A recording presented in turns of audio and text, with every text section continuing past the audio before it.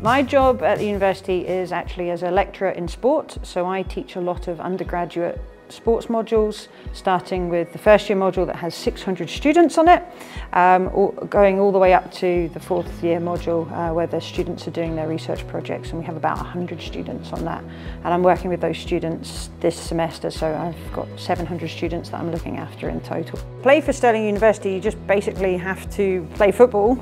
You don't have to be a student here. Obviously we do have about half the team who are students at the university, whether they're undergraduate students or postgraduate students.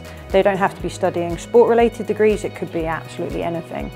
But we also have people like myself who are members of staff here, and we also have people who have no other connection to the university apart from playing football for the university. So we've got a mixture of lots of different players. We actually have a really good balance. So there is, in terms of 600 students, we probably do have a 50-50 split of males versus females.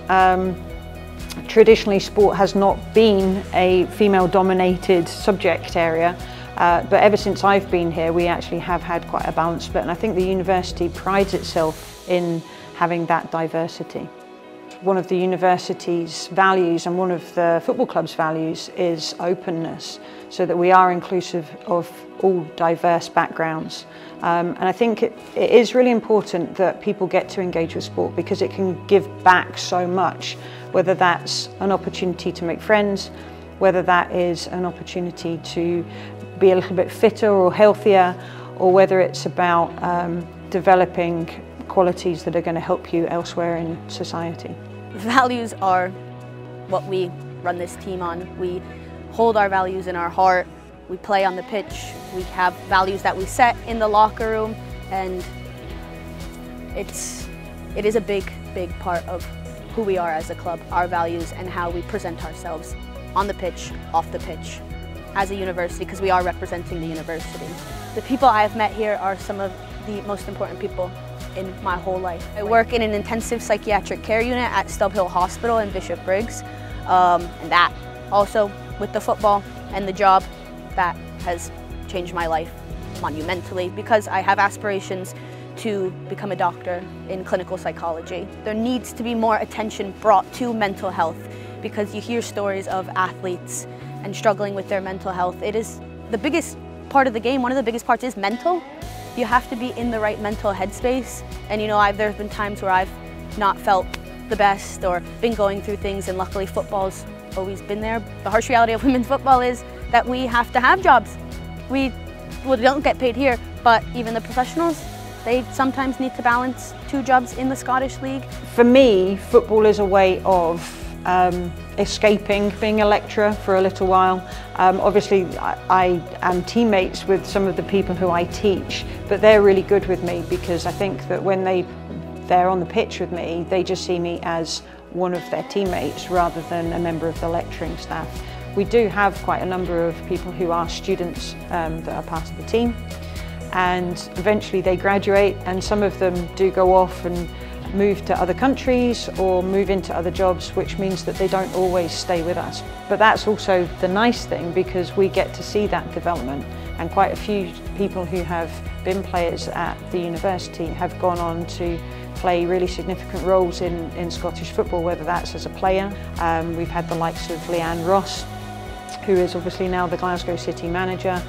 Fiona McIntyre, who's the managing director of the SWPL, was a player here when I was here.